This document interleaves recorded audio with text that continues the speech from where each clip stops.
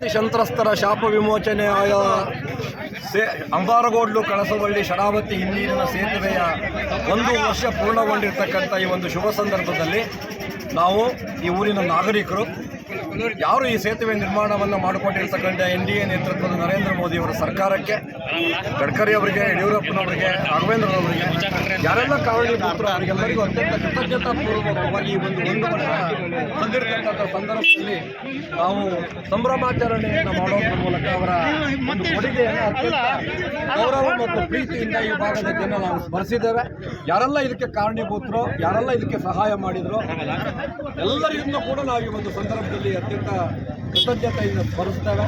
ನಮ್ಮ ಸುದೀರ್ಘ ಹೋರಾಟದಲ್ಲಿ ನಮ್ಮ ಜೊತೆಯಾಗಿದ್ದಂಥ ಎಲ್ಲ ಬೇರೆ ಬೇರೆ ಪಕ್ಷದ ಮುಖಂಡರುಗಳು, ಬೇರೆ ಬೇರೆ ಸಿದ್ಧಾಂತದ ಮುಖಂಡರುಗಳು, ಸಂಘ ಪರಿವಾರದ ಹಿರಿಯರು, ಈ ಎಲ್ಲರನ್ನೂ ಕೂಡ ನಾವು ಈ ಒಂದು ಶುಭ ಸಂದರ್ಭದಲ್ಲಿ ಈ ಒಂದು ಶಾಪ ವಿಮೋಚನೆಯಾಗಿ 1 ವರ್ಷದ ಸಂದರ್ಭದಲ್ಲಿ ನಾವು ಅತ್ಯಂತ ಕೃತಜ್ಞತೆಯಿಂದ ಸ್ಮರಿಸ್ತಾ ಇದ್ದೇವೆ. ನಮಸ್ಕಾರ ಸರ್. ಈಗ ನೀವು ಹೋರಾಟದ ಸಮಿತಿಯ ಸಂಚಾಲಕರು ಆಗಿರೋ ನೇತೃತ್ವ ವಹಿಸಿದ್ರೆ ನಿಮ್ಗೆ ಈಗ ಏನು ಅನಿಸ್ತಾ ಇದೆ? ನಿಮಗೆ ಅತ್ಯಂತ ಖುಷಿ ಇದೆ. ಕಳೆದ 1 ವರ್ಷದಲ್ಲಿ ಪಟ್ಟಿರ್ತಕ್ಕಂಥ ಬವಣೆ, ಸುದೀರ್ಘ ಬವಣೆಯ ಪರಿಹಾರ ಆಗಿರೋದನ್ನು ನಾವು ನೋಡಿದ್ದೇವೆ.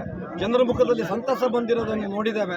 ಊರಿನ, ಜಿಲ್ಲೆಯ, ತಾಲೂಕಿನ ಬೇರೆ ಬೇರೆ ಕಡೆಯ ಜನಸಮೂಹ ಹೇಗೆ ತಾಲೂಕು ಕೇಂದ್ರಕ್ಕೆ ಸಂಪರ್ಕ ಆಗ್ತಿತ್ತು, ಅದೇ ಥರದಲ್ಲಿ ನಮ್ಮೂರಿನ ಜನ ಸಂಪರ್ಕ ಆಗಿರೋದನ್ನು ನೋಡಿದ್ದೇವೆ.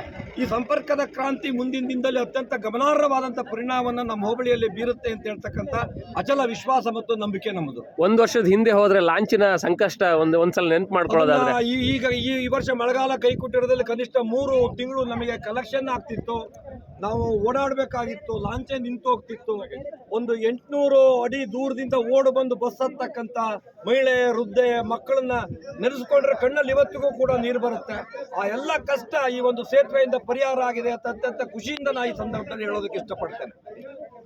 ಮೇಘರಾಜ್, ಒಂದು ಅತ್ಯಂತ ಸಂಭ್ರಮಿಸಬೇಕಾದಂಥ ಕ್ಷಣದಲ್ಲಿದ್ದೇವೆ.